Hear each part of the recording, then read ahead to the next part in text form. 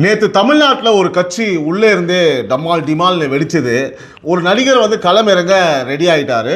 ஒரு பெரிய ஊழல் வந்து சிபிஐக்கு போச்சு. முழுசாக ஒன்று விடாமல் நம்ம பார்வையோடு சொல்கிறேன். வாங்க உறவுகளே, உறவுகளால் நான், உறவுகளுக்காக நான், உங்கள் சிபி நவீன். அனைவருக்கும் இனிய காலை வணக்கம். நீங்கள் எங்கே இருந்தாலும் சரி, நேற்றைய தினம் தமிழ்நாட்டோட மொத்த அரசியலையும் ஒரே இடத்துல தெரிஞ்சுக்கணும்னா இந்த ஒரு குரல் போதும். அதுதான் காலை குரல். ஓகேங்களா? ஸோ ஆரம்பிக்கிறதுக்கு முன்னே ஒரு சின்ன வேண்டுகோள், எப்போதும் போல உறவுகளே, சப்ஸ்கிரைப் பண்ணுங்கள், அந்த பெல் ஐக்கானையும் மறக்காமல் ப்ரெஸ் பண்ணுங்கள். அப்போ தான் தினமும் காலை இந்த குரல் தவறாமல் உங்களை தேடி வரும். சரி, நேரடியாக விஷயத்துக்கு வருவோம். ஒரு நடிகர் அம்மாவை மேடையில் உட்கார வச்சு ரஜினியோட ஆசையோட ஒரு பெரிய அறிவிப்பை நான் சொல்லுவேன் அப்படின்னு சொன்னார். அவர் யார், என்ன முடிவு அப்படின்றத நம்ம பார்க்கலாம். நேற்று உத்தண்டியில் வந்து லாரன்ஸ் வீட்டில் ரசிகர்கள் அலை மோதினாங்க. அரசியலுக்கு வரலாமா வேணாமா நீங்களே சொல்லுங்கன்னு கேட்டிருந்தாப்புல. நேற்று ஒரு நல்ல முடிவை எடுத்திருக்கேன், விரைவில் அம்மாவை மேடையில் உட்கார வச்சு ரஜினி அவரோட ஆசையோடு அறிவிப்பேன் அப்படின்னு சொல்லியிருக்காரு. ஸோ டிவிக்கு ஆட்சியை பாராட்டினார். அதே மாதிரி திருச்சி கிழக்கு இடைத்தேர்தல் பேச்சும் வந்து பார்த்தீங்கன்னா அங்கே எங்கே அப்படியே லைட்டாக உண்டு அப்படின்ற மாதிரி சொல்லியிருக்காப்புல. ஸோ நம்ம பார்வையில் மக்கள்கிட்ட கேட்டு அதுக்கப்புறம் அம்மாவோட ஆசி, ரஜினி ஆசின்னு ஒரு நடிகர் களமிறங்குறாப்புல. அரசியல் வந்து சூடு பிடிக்குதுன்னு அர்த்தம் உறவுகளே. ஆனால் மக்கள் கேள்வி ஒன்று தான், வந்து என்ன பண்ண போகிறீங்க அப்படின்றது தான் மக்களோட கேள்வி எப்பவுமா இருக்கும். அது அவர் வந்தாலும் தெரியும், நம்ம அடுத்து பார்ப்போம். 44,000 டிரான்ஸ்ஃபார்மர், ஒரு ஊழல், 3 வருஷமாக நாங்கள் சொன்னோம், இன்றைக்கி யார் கைக்கு போச்சு தெரியுமா அப்படின்றது தான் வந்து பார்த்திங்கன்னா நம்ம பேச போகிற விஷயம். மின்துறை அமைச்சர் மதிப்பிற்குரிய திரு சிடிஆர் நிர்மல்குமார் அவர்கள் சென்னை மின்தடைக்கு 125 கண்காணிப்பு குழு, 500 பேர் இரவு ரோந்து, விரைவில் வந்து பார்த்திங்கன்னா வெள்ளை அறிக்கையை வந்து நான் கொடுப்பேன். ஆனால் அவரோட பஞ்ச் வந்து பார்த்திங்கன்னா உத்தமர் செந்தில் பாலாஜி மேலே 44,000 டிரான்ஸ்ஃபார்மர் ஊழல் இருக்குது. உயர்நீதிமன்றம் வழியாக இப்போது சிபிஐக்கு விசாரணை அதுக்கிட்ட போயிருக்கு. ஸோ இந்த துறையை பற்றி பேச அவருக்கு என்ன தகுதின்னு வந்து பார்த்தா சோட்டு மேலேயே அடித்து ஒரு கேள்வி கேட்டிருக்காப்புல. ஸோ நம்மளோட பார்வை என்னென்னா, அதில் மக்கள் பார்வை என்னென்னா, உறவுகளை இந்த ஊழலை நாங்கள் 3 வருஷமாக சொன்னோம், யாரும் காது கொடுக்கல. ஸோ இன்றைக்கி நீதிமன்றமும் சிபிஐயும் அதையே சொல்லுது. ஸோ யார் சொன்னது உண்மைன்னு காலமே வந்து பதில் சொல்லிடுச்சு. அப்படி தான் இந்த விஷயத்தை வந்து இப்போ நம்ம பார்க்கணும். ஆனால் ஒன்று, மின்தடை இன்னும் மக்களுக்கு கஷ்டம்தான், வெள்ளை அறிக்கை நல்லது தான், அதோட மக்களுக்கு கரண்ட்டும் வேகமாக வரணும் அப்படின்றத நான் வந்து மக்கள் சார்பாக இந்த இடத்துல வேண்டுகோள் வச்சுக்கிறேன். அடுத்தது வந்து பார்த்திங்கன்னா, திருப்பரங்குன்றம் இந்த பிரச்சனை இவ்வளோ தூரம் ஏன் வந்துச்சு, அமைச்சர் விரல் நீட்டினது வந்து யார் பக்கம் அப்படின்னு நம்ம பார்க்க போகிறோம். அதே மீண்டும் சிடிஆர் நிர்மல்குமார் அவர்கள், மாண்புமிகு அமைச்சர், இந்த பிரச்சனை இவ்வளோ மோசமாக வந்ததுக்கு காரணம் கடந்த திமுக ஆட்சியில் கோர்ட் கேஸை தவறாக கையாண்டது தான் அப்படின்னு ஒரு குற்றச்சாட்டை வச்சுருக்காரு. வேணும்னே தான் மதத்தை வச்சு திமுக தூண்டி விட்டாங்க. ஸோ மதவாத அரசியலுக்கு தமிழ்நாட்டில் இடமே இல்லை.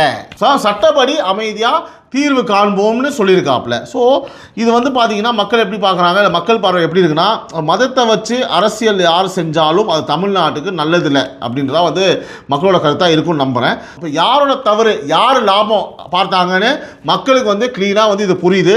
சட்டப்படி அமைதியாக ஒரு தீர்வு வரணும், அவ்வளோதான் வந்து பார்த்திங்கன்னா எல்லாருமே எதிர்பார்க்குறாங்க. அதை நிச்சயமாக அது அரசு செய்யும் அப்படின்றத வந்து நம்புவோம். இதான் நம்மளோட பார்வை, அதுதான் மக்கள் பார்வை இருக்கும்னு நான் நம்புகிறேன். ஸோ அடுத்தபடியாக தாவேக்கா ஆள் பிடிக்குதுன்னு ஸ்டாலின் வந்து கிண்டல் பண்ணியிருக்காப்புல, சுடாலின். ஓகேவா? ஸோ செங்கோட்டையின் கொடுத்த பதில் என்ன? அமைச்சர் செங்கோட்டையன் வந்து பார்த்தீங்கன்னா, ஆள் பிடிக்கிற நிலைமையெல்லாம் எங்களுக்கு இல்லை, ஓகேவா, அவர் வந்து பதிலடி கொடுத்துருக்காப்புல ஸ்டாலின் அவர்களுக்கு. மக்களே எங்கள் தலைவரை நாடி வராங்க, அன்பால் வராங்க. ஸோ திமுக அதிமுக சேர்ந்து ஆட்சி பிடிக்கிற சதியை முறியடித்ததே விஜய் அவர் தான். அதே மாதிரி இன்னொன்று கேட்டிருக்காப்புல, சோலார் மானியம் தமிழ்நாட்டுக்கு ஏன் ₹1 கூட இல்லைன்னு ஸ்டாலினை கேள்வி கேட்டிருக்காப்புல. அதாவது திமுக ஆட்சியில் இருக்கும்போது இந்த சோலார் ஒரு மானியம் இருக்கும், அது ஏன் தமிழ்நாட்டுக்கு அந்த பிஜேபி வந்து ₹1 கூட கொடுக்கல, அந்த மாதிரி ஒரு கேள்வியையும் எழுப்பியிருக்கிறாரு. ஸோ நம்ம பார்வை என்னன்னா, ஸோ ஆள் பிடிக்கிறவங்க யார், மக்கள் தானாக வந்து சேர்றது யார்கிட்ட, அதெல்லாம் வந்து பார்த்தீங்கன்னா அந்த மதுராந்தகம் கூட்டமே வந்து பதில் சொல்லிடும். ஸோ கிண்டல் பண்ணுறதுக்கு முன்னாடி தோத்த காரணம் என்னன்னு ஒரு தடவை கண்ணாடியில் அப்படி பார்த்து, சரி வேணாம் நம்ம ஏதாவது ஒன்று பேசுவோம், நீங்கள் தெரிஞ்சுக்கோங்க, ஓகேவா, அது குப்பரப்படுத்து காலி துப்புற தருணம் தான் உங்கள் தருணம். அடுத்தபடியாக ஒரு வாரத்தில் 1238 கைது, 713 மதுக்கடைகள் மூடல், கல்வி அமைச்சர் சொன்னது என்ன? மதிப்பிற்குரிய மாண்புமிகு அமைச்சர் திரு ராஜ்மோகன் அவர்கள், எல்லா குற்றத்தோட தாய் வேறே போதே தான், கடந்த வாரம் 1238 பேர் கைது, கல்வி நிலையங்கள் அருகே 717 டாஸ்மார்க் வந்து மூடப்பட்டிருக்கு. அதாவது ஆசிரியர் காலியிடத்தை வந்து பார்த்தீங்கன்னா டிஆர்பி வழியில் நிரப்புவோம். கொளத்தூரில் வந்து சிங்கப்பெண் சிறப்பு படை ஒரு குழந்தைக்கு களத்தில் போய் தீர்வு வாங்கி கொடுத்துருக்காங்க. ஸோ இந்த மாதிரி பல விஷயங்களை வந்து ஒரு ப்ரெஸ் மீட்டில் வந்து முன் வச்சிருக்காப்புல. ஸோ நம்மளோட பார்வை என்னன்னா, பள்ளி அருகே மதுக்கடை மூடுறது, சிங்கப்பெண் படை களத்தில் வேலை பண்ணுறது, இது மக்களுக்கு பிடிச்ச மாற்றம் உறவுகளை தான் உண்மை. ஸோ பேச்சு வேற, செயல் வேற. இப்படி தொடர்ந்தா செயலே பேசும். இவங்க வந்து பேசுகிற ஆட்சி கிடையாது, செயல்படுற ஆட்சின்னு தான் நான் நம்புகிறேன். அதுதான் உங்கள் பார்வையான வைக்கிறேன். அடுத்தபடியாக சென்னை திருச்சி சாலையில் 5 கிலோமீட்டருக்கு டிராஃபிக் ஜாம். காரணம் என்ன தெரியுமா? சொல்கிறேன் வாங்க. செங்கல்பேட் மதுராந்தகம் நேற்று ஞாயிறு மற்ற கட்சிகளிலிருந்து தாவேகாவில் இணையிற மாபெரும் விழா. தொண்டர்கள் அலைக்கடலில் கூட்டம் வந்து பயங்கர டிராஃபிக்கு வேற மாதிரி ஸ்தம்பிச்சு போச்சு மதுராந்தகம் ஏரியாவே. ஸோ இது வந்து பார்த்தீங்கன்னா ஒரு அலர்ட், ஒரு சைன் அப்படின்னு தான் நான் பார்க்குறேன். ஸோ நம்ம பார்வையில் 5 கிலோமீட்டர் ஜாம்னா அது வெறும் கூட்டம் கிடையாது. ஒரு மக்கள் ஒரு கட்சியை நோக்கி நகர்றது ஒரு அறிகுறி. நான் முதலே சொன்ன மாதிரி ஒரு பக்கம் அந்த அலைக்கடல், இன்னொரு பக்கம் ஒரு கட்சி கரைஞ்சி அப்படியே ஊத்துது, கீழே கரைஞ்சி ஓடுது. அதுதான் இன்னைக்கு தமிழ்நாட்டோட நிஜ படம். அடுத்தபடியாக முதல்வரோட படம் ஆன்லைனில் லீக். இது வரைக்கும் எத்தனை பேர் கைதானாலும் தெரியுமா? ஒரு முக்கியமான அப்டேட் சொல்கிறேன், கேட்டுக்கோங்க. நம்மளுடைய முதல்வர் திரு விஜய் நடித்த படம் ஜனநாயகன் ஆன்லைனில் லீக் ஆனது எல்லாமே தெரியும். எடிட்டிங் ரூமில் இருந்து ஒரு ஃப்ரீலான்சர் எடிட்டர் முதல் காப்பியை வந்து பார்த்திங்கன்னா வெளியில் விட்டது. இது வரைக்கும் 19 கைது நடந்திருக்கு. 3 பேர் மேலே வந்து பார்த்தீங்கன்னா குண்டர் சட்டம் போட்டிருக்காங்க. 500க்கும் மேலே டெலிகிராம் லிங்கில் நீக்கம் பண்ணியிருக்காங்க.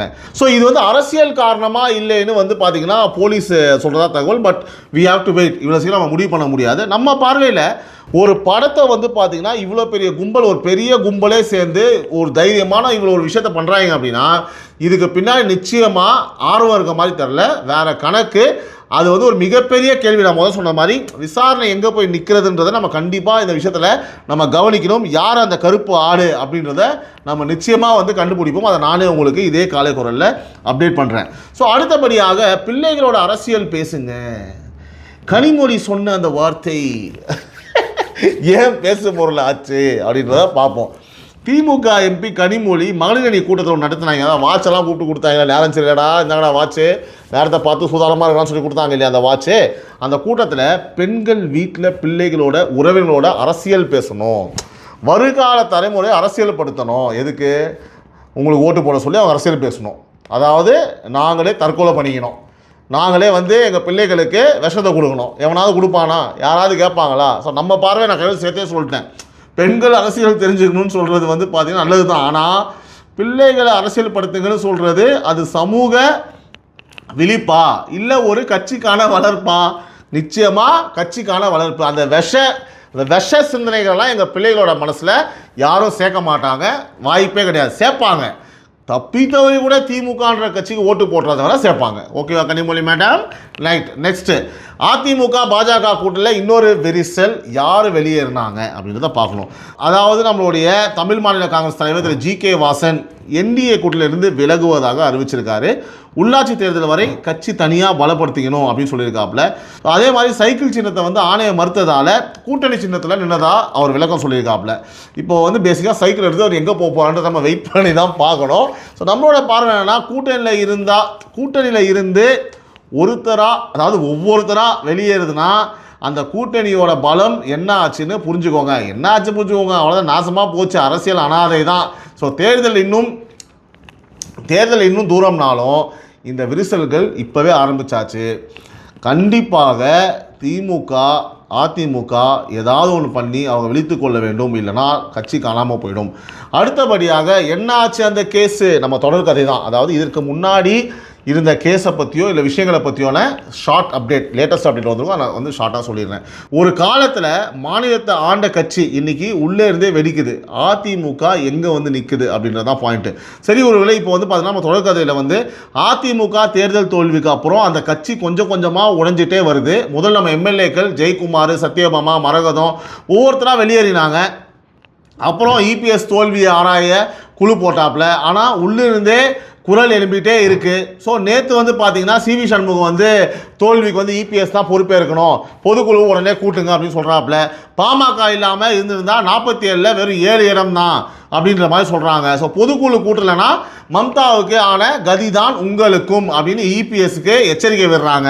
ஸோ அதே நாள் நடிகை கௌதமி தற்போதைய அரசியல் சூழலை கருதி கனத்த இதயத்தோடு நான் விலகிக்கிறேன் அப்படின்னு வெளியேறினாங்க. ஸோ நம்ம பார்வை என்னென்னா, யோசிச்சு பாருங்கள் உறவுகளே, ஒரு பக்கம் மதுராந்தகத்தில் 5 கிலோமீட்டரில் அந்த கூட்டம் கூடுது, இன்னொரு பக்கம் அதிமுக விட்டு ஒவ்வொருத்தராக ஓடுறாங்க. ஒரு கட்சி வளருது, இன்னொரு கட்சி சரியுது. ஓகே, வளருது சரியுது, வளருது சரியுது. ஸோ அதாவது அது வந்து தோல்வி இல்லை, அது ஒரு கட்சியோட நம்பிக்கையே வந்து சரிஞ்சதாக நான் பார்க்குறேன். இந்த கதை இன்னும் முடியலை. நாளைக்கு என்ன நடக்குது அப்படின்றத காலை குரலில் நம்ம தொடருவோம். இதுதான் உறவுகளே நேற்றைய தினம் தமிழ்நாட்டில் நடந்த அரசியல் முக்கிய நிகழ்வுகள். ஒரு கட்சியோட சிபிஐ கதை, ஒரு நடிகரோட முடிவு, ஒரு கட்சியோட சரிவு, இந்த செய்தியோட நம்ம பார்வையும் சேர்ந்து ஒரு பக்கம் சாயாமல் உங்க மாதிரி வச்ச நான் நம்புகிறேன். உறவுகளால் நான், உறவுகளுக்காக நான், உங்கள் சிபி நவீன், இந்த டைம்ஸ் ஆஃப் ரிப்பப்ளிக் நியூஸின் காலை குரல். மறக்காமல் சப்ஸ்கிரைப் பண்ணிடுங்க, பெல் ஐகான் ப்ரெஸ் பண்ணிடுங்க. அப்போ தான் தினமும் காலை குரல் நிகழ்ச்சி உங்களை வந்து சேரும். Have a good day, happy Monday, love you all, take care, bye bye. அதே மாதிரி ஈவினிங் வந்து அரசியல் மேடையில் மறக்காமல் 6 மணி இல்லைனா 7 மணிக்குள்ளே வீடியோ வந்துடும், நிச்சயமாக பாருங்கள். பபாய் உறவுகளே. அதே மாதிரி நேற்று வீடியோ போஸ்ட் பண்ணுறதுக்கு, அதான் நேற்றைய தினம் ஈவினிங் வீடியோ போஸ்ட் பண்ணுறதுக்கு லேட் ஆகிடுச்சு. ஒரு 8 மணி தான் போஸ்ட் பண்ணோம். அது நிறைய பேர் வந்து பார்த்தீங்கன்னா நோட்டிஃபிகேஷன் வந்தான்னு தெரில. பார்க்காதவங்க டக்குன்னு போய் அந்த வீடியோவும் பார்த்துருங்க, சப்போர்ட் பண்ணுங்கள், ஷேர் பண்ணுங்கள், முடிஞ்சால் அந்த வீடியோ ஹைப் பண்ணுங்கள். செம்ம மேட்டர் இருக்குது, அதில் வச்சு வெளுத்து வாங்கியாச்சு. நன்றி உறவு.